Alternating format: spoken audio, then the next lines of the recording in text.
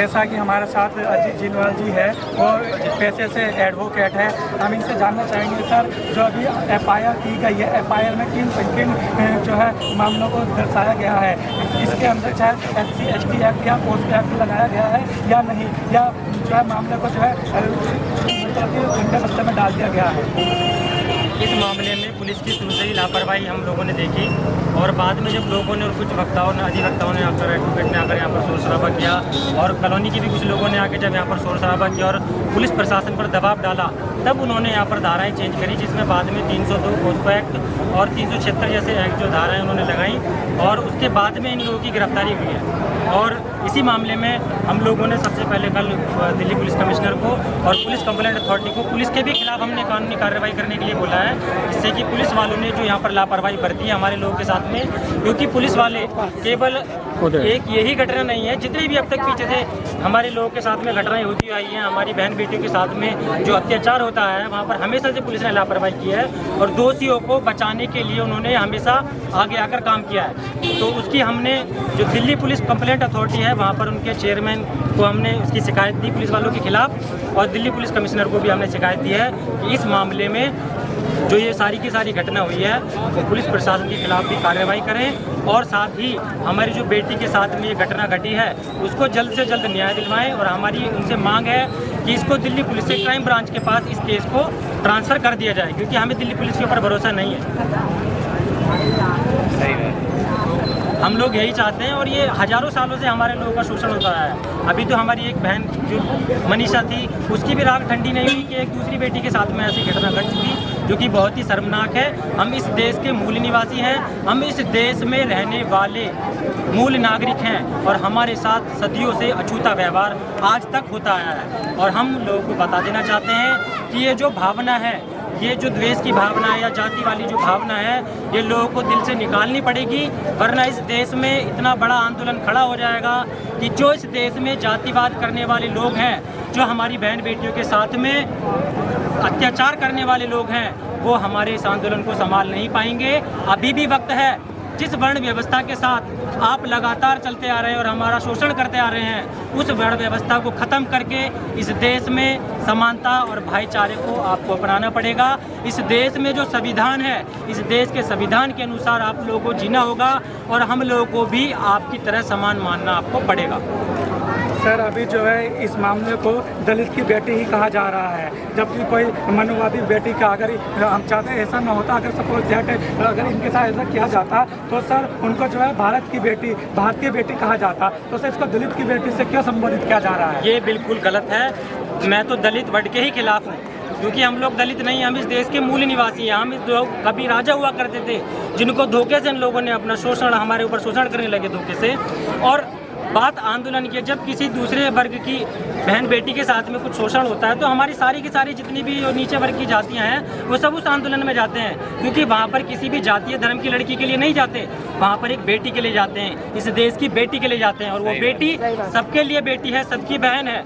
लेकिन जैसे ही वो बात या वो मामला किसी छोटी जाति के लोगों के साथ में आता है, किसी छोटी जाति की बहन बेटी के साथ में आता है, तो वो तुरंत ही चमार, वाल्मीकि, भंगी, चूड़ा इस तरीके के शब्द दिए जाते हैं। और जो हिंदूवादी संगठन है वो आपको इन आंदोलन में नज़र नहीं आते हैं, लेकिन जब उनकी बहन बेटी के साथ होता है तो हमारे लोग बढ़ चढ़कर उसमें हिस्सा लेते हैं, क्योंकि हम जाति की भावना से वहाँ पर नहीं जाते, हम लोग एक बेटी की भावना से वहाँ पर जाते हैं। तो हमारे लोगों को जो ये इस तरीके का माहौल देखना पड़ रहा है, मैं उन लोगों से, मैं सारे ही हिंदूवादी संगठनों से ही बोलना चाहता हूँ कि आप लोग भी इसको केवल जाति का नाम ना दें।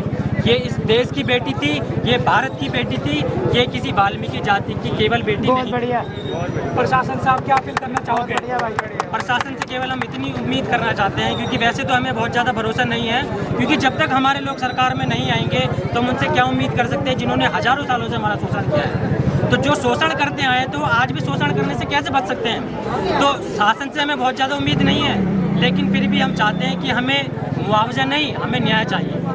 हमें मुआवजा नहीं चाहिए, क्योंकि हमें अपनी बहन बेटी की, अपने समाज की इज्जत प्यारी है। हमें पैसे लेकर हमें चुप नहीं बैठना, हमें उस बहन के लिए, हमें उस बेटी के लिए अपनी आवाज़ को बुलंद करना है और दोषियों को कड़ी से कड़ी सज़ा हम लोग को दिलवानी है। हम प्रशासन से यही उम्मीद करते हैं। सर अभी जो है जितने भी हमारे संगठन यहाँ पे आए हुए हैं सर अपने अलग अलग तंबू के नीचे प्रोटेस्ट कर रहे हैं, वो एक जो प्रोटेस्ट नहीं कर रहे हैं। जैसा कि आप सभी को मालूम है कि हमारा प्रशासन में वगैरह हो चुका है, मनीषा वाल्मीकि के केस में अभी 1 साल होने वाला है, इसका फाइनल डिसीजन नहीं लिया गया है। तो आप इसको क्या मैसेज देना चाहोगे कि काफ़ी सारे संगठन जो है एक तंबू के नीचे रहकर प्रोटेस्ट करें और प्रशासन पर दबाव बना सके और जो है पीड़ित को न्याय मिल सके? देखिए, ब्राह्मणवादी व्यवस्था ने पहले ही हमारे समाज को 6743 जातियों में बांट दिया है, तो हम इतनी जल्दी कैसे उम्मीद कर सकते हैं कि वो 6743 जो जातियां हैं वो एक तंबू के नीचे आ जाएंगी, क्योंकि यहाँ तो एक ही जाति के कम से कम लाखों संगठन बने हुए हैं। लेकिन मैं फिर भी अपने भाइयों से अपील करता हूँ कि इस जाति की जो भावना है, क्योंकि ये एक जाति का मामला नहीं है, मैं फिर बोलना चाहता हूँ, ये केवल वाल्मीकि जाति की बात नहीं है, इसमें हम सभी लोगों को, हम सभी समुदाय के लोगों को एकत्रित होना पड़ेगा और अपने संगठन की पहचान को पीछे रख के एक भाईचारे की भावना के साथ आना पड़ेगा, तभी हम लोग इकट्ठा हो सकते हैं। वरना हम लोग अगर जाति जाति के संगठनों को लेकर चलेंगे तो ये जो घटनाएं नहीं बंद होंगी। आज इस बहन बेटी के साथ हुआ है, ऐसी ना जाने देश के कितने ऐसे जगह हैं, कितने ऐसे गांव हैं जहां हमारी बहन बेटियों का शोषण होता है, उनका बलात्कार होता है और जिनकी शिकायत थानों में दर्ज तक नहीं करने दी जाती है।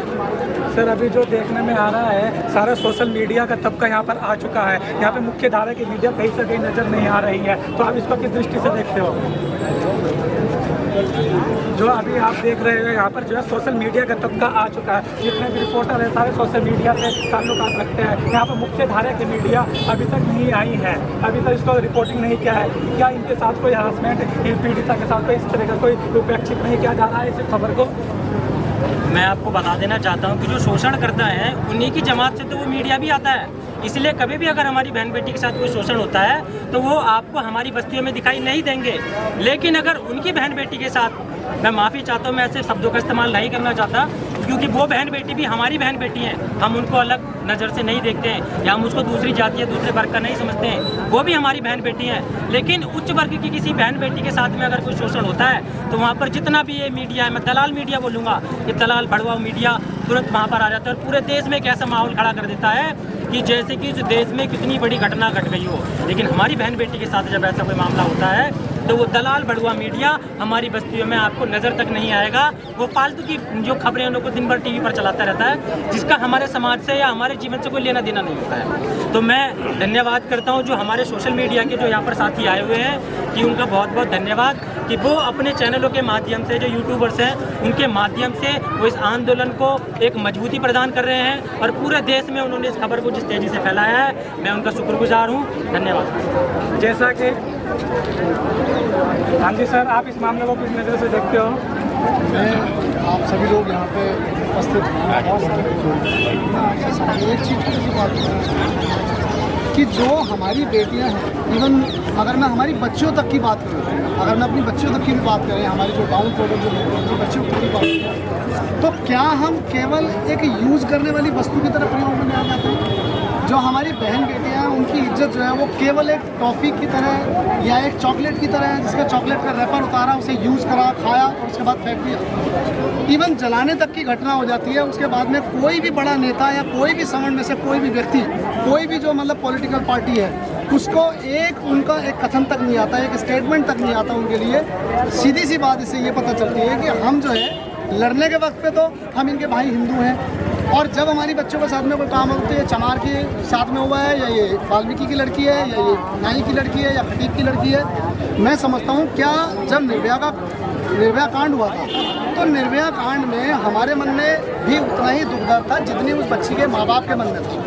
हमारे मन में भी दुख दर्द था, हमने वहाँ पर प्रोटेस्ट किया था। लेकिन क्या हमारी बच्ची को लेकर इनमें से हम वही उम्मीद की जा सकती है? हम वो उम्मीद करते हैं? मुझे नहीं लगता हम वो उम्मीद करते हैं। ना ही मुझे वहाँ पे कोई देखने को ऐसा मिलता है कि हमारे लिए, हमारी बच्चियों के लिए, हमारे परिवार की बहन बेटियों के लिए वही बिल्कुल सेम फीलिंग जो है वो इनके मन में आती है। कोई इसके लिए, इसको लेकर दो राय हैं, दो मत हैं लोगों के। जो हमारी बहन बेटियाँ हैं उनको जो यूज़ करा जाता है, उनको एक तरह से बस उसको जैसे खाली के लिए एक वस्तु की तरह यूज़ कर लिया जाता है, और उसके बाद में 9 साल की बच्ची को जला दिया जाता है, और जलाने के बावजूद भी कोई कमेंट नहीं आता है। बच्ची के सिर्फ जो है वो बहुत बुरी तरह से उसको जो है वो विकसित अवस्था में उसको पागलपन की हद तक उसको ले जाया जाता है। कोई उसके बावजूद भी बोलने वाला कोई व्यक्ति, किसी बड़े नेता का, किसी भी पॉलिटिकल पार्टी का, not at all any single statement, we just still now waiting for that अभी तक हमने कोई उसका ऐसा कोई भी स्टेटमेंट अभी तक हम लोग नहीं है। कब तक ये होता रहेगा, कब तक ऐसा चलता रहेगा? बहुत ही विडम्बना है देश की, बहुत ही भारी विडम्बना है देश की, बहुत ही बुरा मतलब जो है ये एक तरह से कह सकते हैं कि सोच है, लोगों की बुरी सोच है, जिसके लिए जो है केवल हम लोग उत्तरदायी हैं। बट अभी तो जो है केजरीवाल सरकार ने 10 लाख रुपए की डिमांड कर दी और मांग जो है इनको सहायता देने के लिए एग्री हो गई है और आज ये इनका दौरा भी था, राहुल गांधी भी आए थे। तो ऐसा लगता है कि जो दलित की बेटी है उसको जो है मुआवजे से तुलना की जा रही है। तो ऐसा सब तब तक चलता रहेगा। उनको जो दूसरे लोगों की तरह मनुवादी के साथ अगर ऐसा घटना घटती है तो उनको जो गवर्नमेंट नौकरी और जो है पूरा सपोर्ट किया जाता है। इसके लेकिन इस बेटी के साथ ऐसा क्यों नहीं हो रहा है, क्या कारण है सर? निर्भया कांड जब हुआ तो उसमें क्या उस लड़की के लिए, उसके पेरेंट्स के लिए क्या उसमें नौकरी और मुआवजे का ऑफर दिया गया था अरविंद केजरीवाल की तरफ से, या उसमें पीएम की तरफ से कोई ऑफर था ऐसा कोई भी? अगर हमारी बेटियों के साथ में बलात्कार होता है तो मुआवजा और नौकरी दी जाती है, अगर उनकी बेटियों के साथ में बलात्कार होता है तो न्याय की गुहार लगाई जाती है, न्याय लिया जाता है। एक ही व्यवस्था में दो ढांचे, एक ही व्यक्ति जो है वो दो तरह के जूते पहनता है, एक 8 नंबर और एक 9 नंबर, या एक 10 नंबर और एक 8 नंबर। ऐसा तो गलत है ना।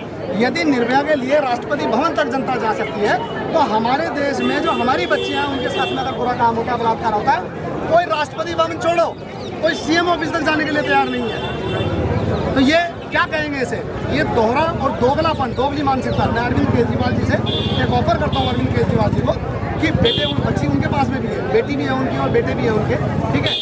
यदि ऐसा उनके भगवान ईश्वर ना करे, यदि ऐसा उनके बच्चों के साथ में किसी का साथ हो जाए तो क्या वो मुआवजे को एक्सेप्ट करेंगे? क्या वो मुआवजा लेके अपने आप को जो है वो धन्य समझ लेंगे या उसकी इतिश्री मान लेंगे उसकी? यदि नहीं तो फिर हम उस बात को मुआवजा लेके कैसे मान सकते हैं? हम कैसे एग्री हो जाए कि हमें मुआवजा दे दिया जाए? हमारी बेटियों की, बहन बेटियों की कीमत है वो केवल 10 लाख रुपये एक नौकरी, केवल 10 लाख रुपए एक नौकरी, उसके अलावा कुछ नहीं। क्या हम उनसे इसकी न्याय की गुहार ना लगाएं? मतलब कहने का है कि हमारे जो लोग हैं वो केवल 10 लाख का बजट अपना जो है, जब भी 10 लाख रुपए चाहिए उनको तो अपनी बच्चों को जो है खुलेआम छोड़ दें, उनके साथ में बलात्कार हो जाने दें और उसके बाद में 10 लाख रुपए लेके एक नौकरी लेके बैठ जाएं। इससे तो यही पता चलता है। प्रोटेस्ट को लेकर आपकी क्या रणनीति है फ्यूचर में?